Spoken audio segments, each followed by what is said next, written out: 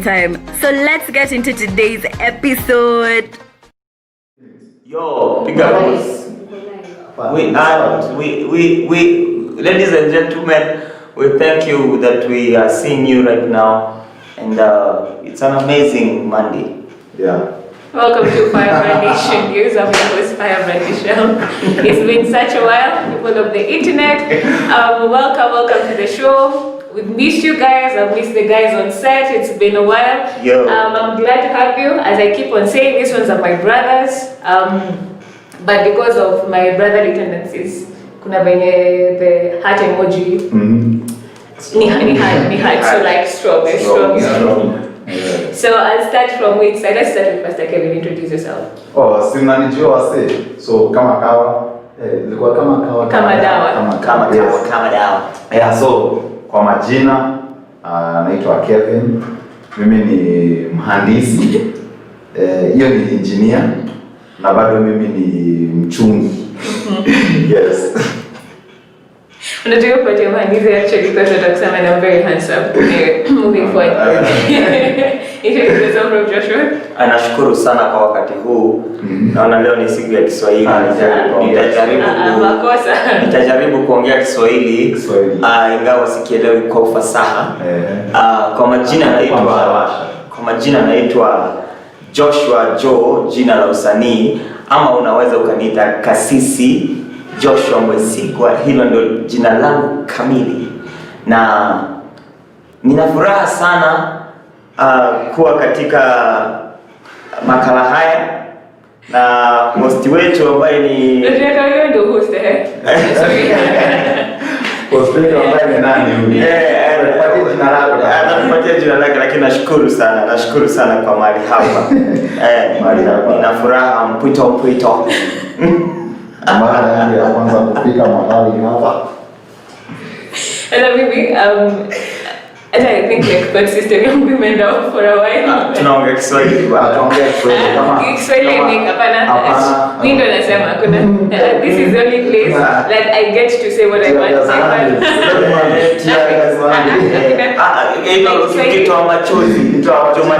Jumatatu. Let's pause on that same thing. Mimi nikishamaliza kuongea na sasa naweza ongea the Kiswahili kitukuzwe zaidi. Speaking of Rev Joshua, there is something new for KC Baadaye. So can you tell us, it was what is the right word? It was nominated. How do we vote for it? Wacha niangalie nambari ya message. So as you're doing that, Pastor Kevin is an amazing dancer. Unaweza pata dancing skills zake kwa YouTube na Facebook, Firebrand Nation Kenya. You can watch our services. He's an amazing dancer. What else are you? An amazing worshiper. Yes. And then Rev Joshua serves in the office of a reverend, as you've said. What else does he do? He's an amazing worshiper. Yeah. Okay, let's get straight back to nimepata. Niongee kwa Kiswahili bado. Please talk in English. In English. All right. Guys, we have a new song with Kyle Akin. The song is called KC Baadaye, and this song has been nominated in FEMA Awards. And we need your support. Vote for us. Vote for the Collabo of the Year. That's the category, and you can vote by sending the word FEMA to 09H. So FEMA, then there's a space, then 09H. That's our code. And then you send that to 22384. 22384. By doing that, we love. And you can vote as many times as possible. You can vote as many times as possible. Awesome. To make us winners. Don't make a celebrity. I mean, collaboration of the year. Yeah. Also, congratulations. So yeah, sorry. Let's move to the main section. Atakama it hits on the girl child, but this one just had a different. It ticked somewhere. Hide your boyfriends. Hide your boyfriends before I drink them with my cooking skills. Reply. Ulilipiwa fia catering au ukaenda kusomea welding.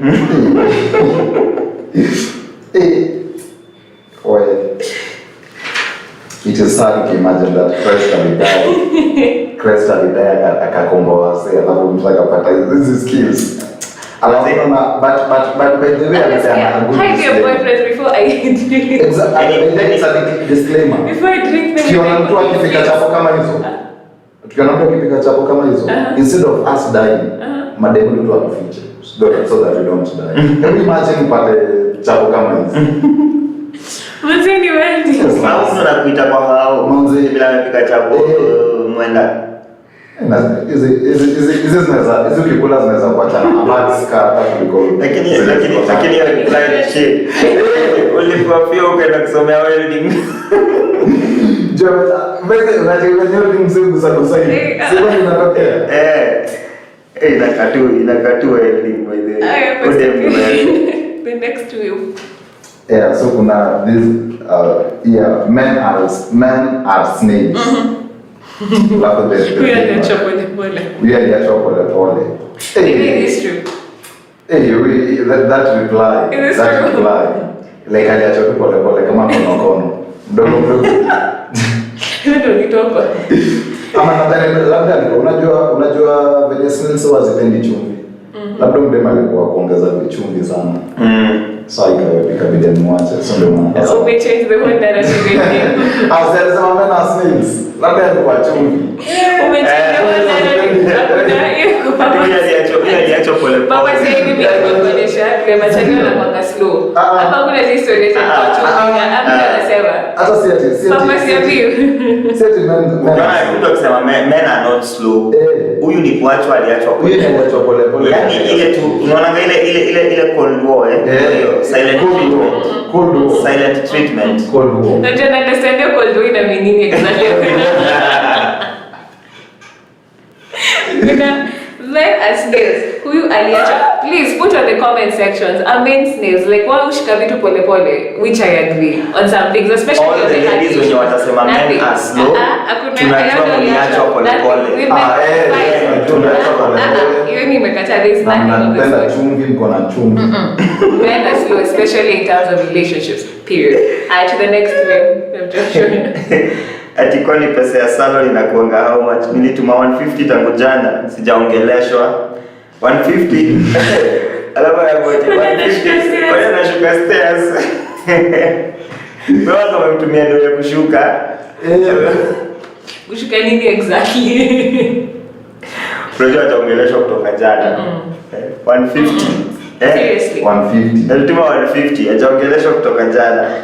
But labda hakusema nataka kushuka nini. Najua unaweza kwa salon kushuka kitu. Unaenda sasa, what do you mean? Inaweza kwa ameenda kwa salon, yes. Kushuka stairs.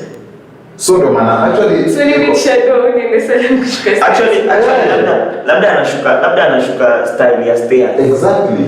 Audio style like it's a style and it goes step by step kama stairs. Unawiki mimi kwa wazo kuna kitu kayo. Iko. So let's get please stop explaining.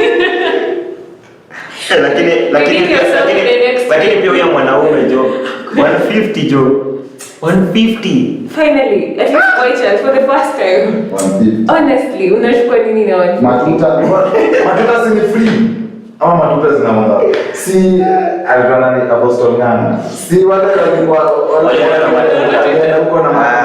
na by the way we make it so labda alikuwa na initiate straight into the process hapa please redeem yourself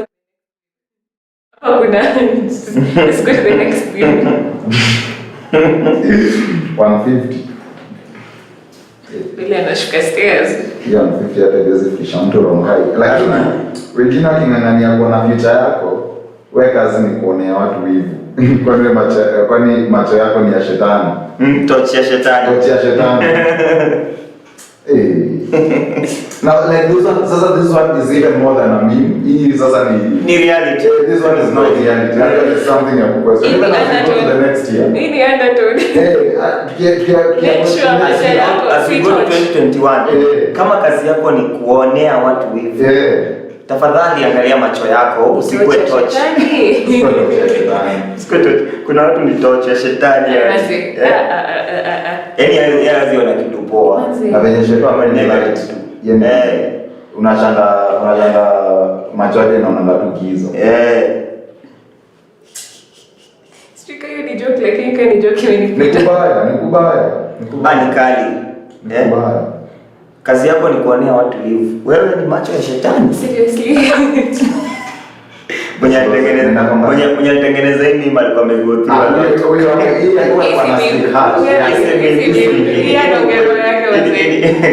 ukiangalia hizo emojis naona zote hakuna kuivia. Hata kuna kucheka. Kuna huyu ni heart issue. Aliona macho ya shetani. Joshua to the next film. Lakini wachapana hata kabla mseme mmeoga kweli. Wewe cheza chini. Unashaka kweli. Lazima ni introduce hiyo mimi. Wacha nisome mimi alafu niwapatie niongee ukweli. As a man nimefanya ujinga mingi, lakini kujifunga towel ndio niende kuoga. Hiyo nilikataa. Mwanaume ni kujitingisha kama mbwa. Number 2.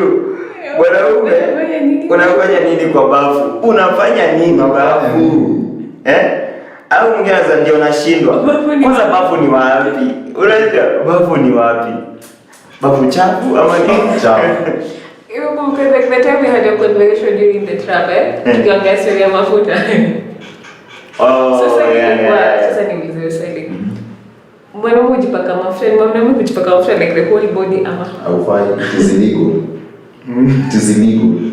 Mali tu popote palipata iko exposed to the elements. Na kama saa zingine inaanza kama nguo inafikia huko unaweza anzia tu hapa. Like kama ndio hivi. Saa zingine kama unavaa huko yuko tu so that isipatane. Wacha nikwambie, mwanaume hakuna haja. Unaoga kwa nini? Kwanza wacha nikwambie, mimi niko na shida. Hapo tuulize umeoga. Sasa hiyo swali itapotea. Wacha kwanza niseme. Umeshinda kwa nyumba. Unaoga nini? Exactly. Mwanaume unaoga ukishafanya kazi. Ukifanya kazi, unaona ile venye inasema kama hujafanya kazi usikule. Kama hujafanya kazi usioge. Kwa sababu kuoga ni chakula cha mwili. Kuoga hakuna wacha kwa hewa. Kuoga ni chakula cha mwili. Mwili isipofanya kazi hakuna kuoga. Unakaa hiyo ni kuharibu maji. Unakaa kwa nyumba siku mzima alafu uoge. Hebu imagine kuna familia zenye wamelala njaa sababu hawana maji na una waste na umeshinda kwa nyumba. Kuna mniconvince ni uchafu. Imagine. Mwanaume ni kujitingisha. Kwanza kama bags zenye inaingia kwa mchanga alafu unajichapa. Hata in case umetoka kufanya kazi uoge au ati unajifunga towel tingisha mabega. Mimi niko speechless. Hapana, ama unaona umbo ikivaa ukienda date mwanamke hapo. Yaani wewe wacha. Hapana, hiyo basi kwa yetu. We don't do it for ourselves. We do it for someone. Yeah, we do it for. Don't do it. It is not for us. It's not for us. Interesting. It's not for us. Hey boy chat. Wow. I can't. Hiyo pata kujitingisha kama dogi ndio yetu. Mwanaume unafanya nini kwa bafu? Hata tukiongelea na kwa watu wa sababu let me tundi end conversation hapa. Guys, baba ni kweli. Unajua by the way, this is now reality, the practical part of life. Tuachana na theory. The practical part of life. Unachukua towel unaenda nao kwa bafu. Kama umefunga sijui aje. Hapa. Tunajua unaifunga. But tunaikitu kwa about what topic of the day. Unafanya hiyo actually. So guys, put it on the comment section. Kama ni chali, please just niambie if that's the case. To the ladies, hiyo ni pet peeve. Clearly, hizo ni red flags flying all around. Honestly, and all our social media platforms are JBN television. Please, mwanaume kama unaweka tawe kwa kiuno,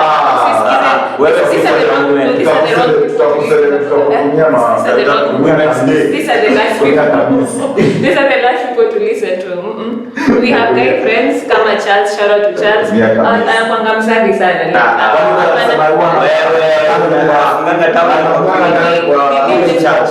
Who is Charles? Moving forward.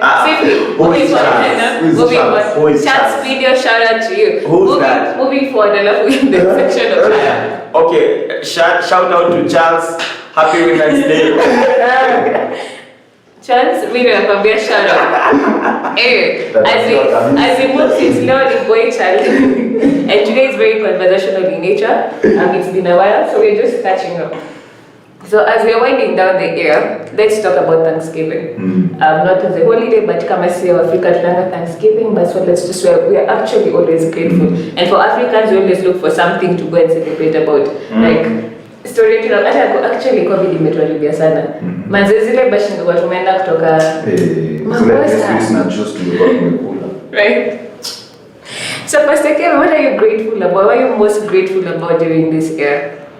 First of all, there's some goals in nilikuwa nimeset even before when the year was starting, and they required me kuwa nje.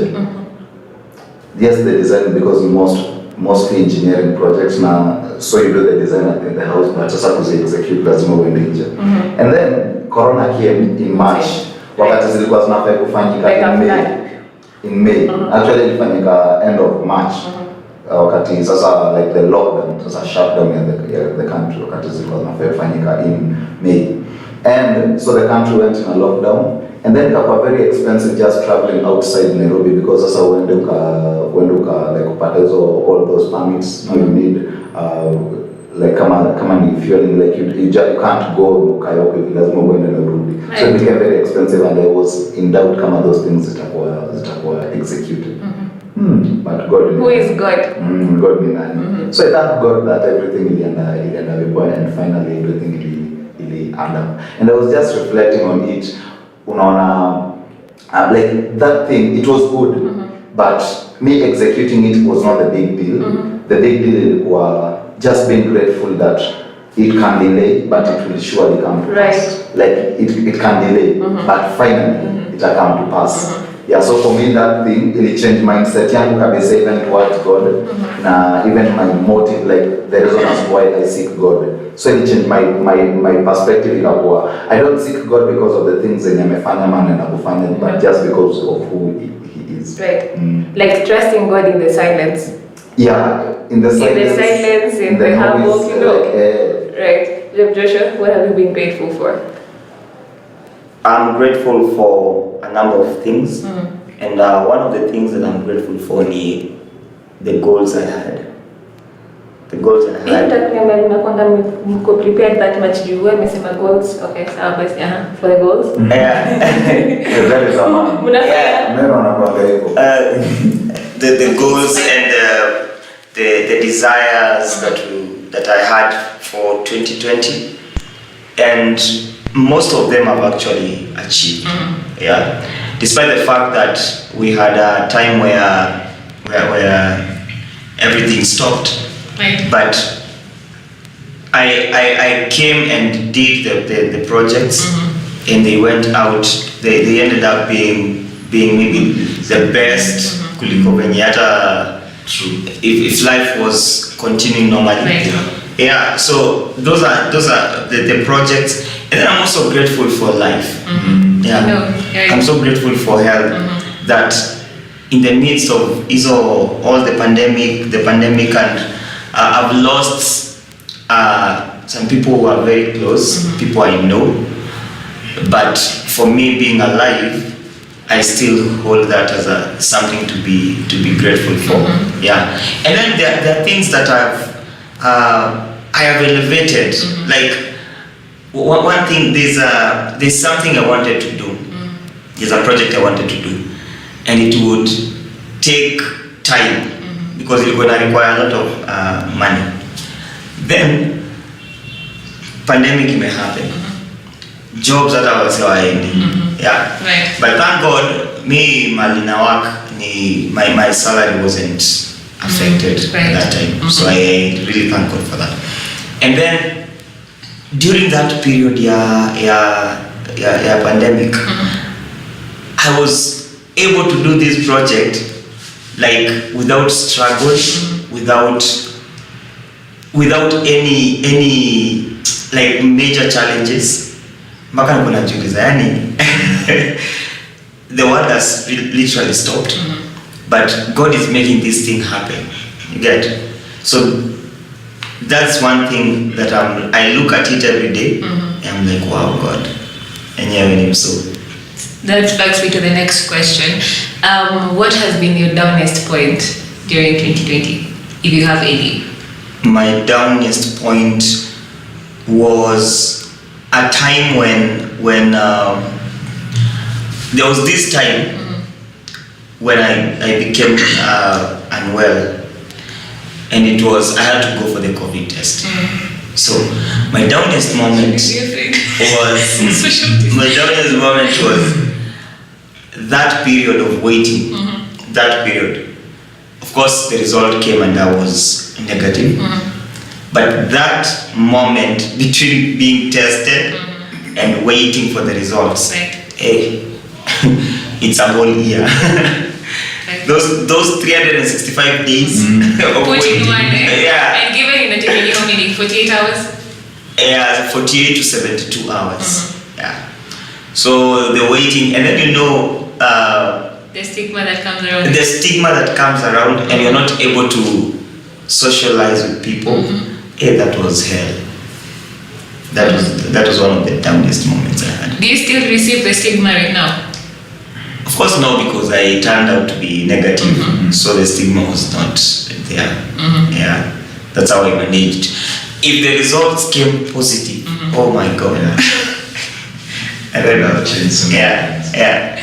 Let's see, Kevin, what has been your downest moment? I think there is a time when the pandemic was starting, like when not the pandemic was starting, but when they announced curfew and a complete shutdown of the borders, especially of Nairobi. There is a time when most of my finances, they were supposed to be cleared. So mtu kukwambia that director alikuwa kuweka check like kusign. So it got to a point when I didn't have money. You have money but you don't have money. So most of it iko locked somewhere and you cannot access it kabisa. So you have got so many bills which are unpaid and all that. And that is the time when now I started like thinking of and even strategizing of this thing. I know that it's going to happen. It's going to happen later. And I found it to be not really the downest point. I don't know if that is English, but it was just a point when things didn't go as I had expected, and they affected the way I could have progressed. Because it also happened, I think, in 2017, and from that point I learned one thing, that if something you cannot change it.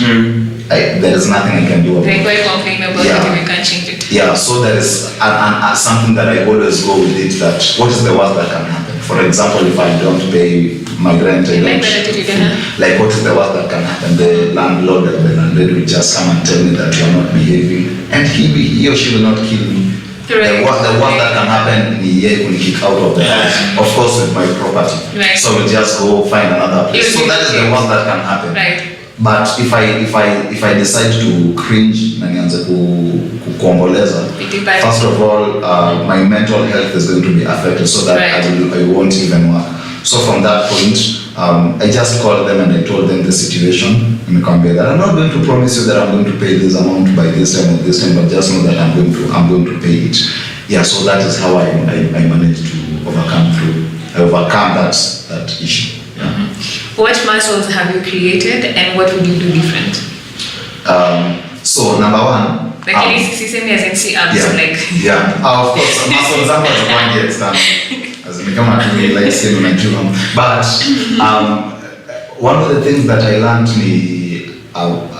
like the emergency fund, that is where actually it came in handy.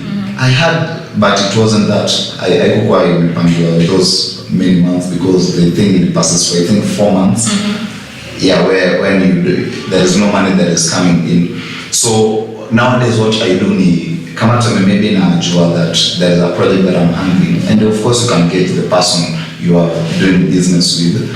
If they are going to pay you promptly, ama mtasumbuana kidogo. Kusumbuana si mbaya, but kusumbuana ile mbaya sana ndio mbaya. So you can tell, and based on that now you can project that this person, let's say they delay to pay the money, let's say by within 1 month, 2 months or that, do I have the cover? And if I do have the cover, so what about the other coming months? And when that money comes, how am I going to use it? So from that point, I'm very cautious about my spending. I can say that I'm super cautious about my spending. Right, so it's a mind shift. Yeah, like if something was not in my budget, even like regardless of who tries to convince me, the money will never come out. If it was not planned for, it will never come out. And that was one of the reasons as to why I had those issues before. Because I had money, but because unajua pandemic imekama sana kwambia manze niko out of job, this and this, nipatenda kurudishia this time, and because you had some money, it's not urgent, because even when people borrow me money, I always ask them kama ni for example unataka kulipa deni, I cannot give you money to pay a debt. That one I can't, because huyo mtu mwenye akona deni yako, what is the worst that can happen? Ni nini worst anaweza kukufanyia? Si kukukelesha tu na kukasirikia, hawezi kukuua.